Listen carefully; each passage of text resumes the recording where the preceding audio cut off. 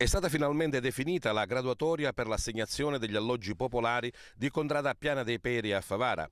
Una telenovela che si perde nella notte dei tempi e che era venuta prepotentemente alla ribalta a seguito della tragedia di Via del Carmine, con la morte delle sorelline Bellavia schiacciate dal crollo della loro fatiscente abitazione. La speciale commissione per l'assegnazione delle case dell'Istituto Autonomo Case Popolari di Agrigento è stata istituita dopo il clamore mediatico che ha avuto la vicenda: 56 alloggi costruiti e devastati e mai assegnati. Un iter lungo e complicato, in quanto praticamente si sono dovute riesaminare tutte le pratiche, considerato che da quando sono state presentate le domande al momento della stesura della graduatoria sono passati circa 15 anni.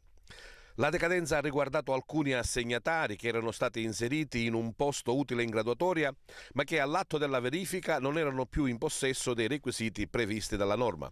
Adesso arriva la graduatoria definitiva. Finalmente, dopo circa un decennio, si conclude un iter che è stato molto travagliato, che comunque fortunatamente adesso si conclude. Questo edificio era stato completamente distrutto dai vandali, adesso è quasi completo e quindi finalmente abbiamo questa disponibilità di questi edifici, di questi 56 alloggi che saranno poi consegnati agli aventi diritto. Sono 56 in totale gli alloggi da assegnare, che sono stati ristrutturati a seguito dei noti atti di vandalismo che li hanno resi inutilizzabili. Ad eseguire i lavori è l'Associazione Temporanea di Imprese LC Costruzione di Favara, che si era aggiudicata l'appalto grazie a un ribasso del 7,351% su un importo a base d'asta di 1.200.000 euro.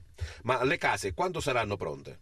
Ma la ditta ci ha assicurato che entro il mese di febbraio saranno completamente sistemati tutti gli appartamenti e quindi saranno completate tutte le opere che sono necessarie.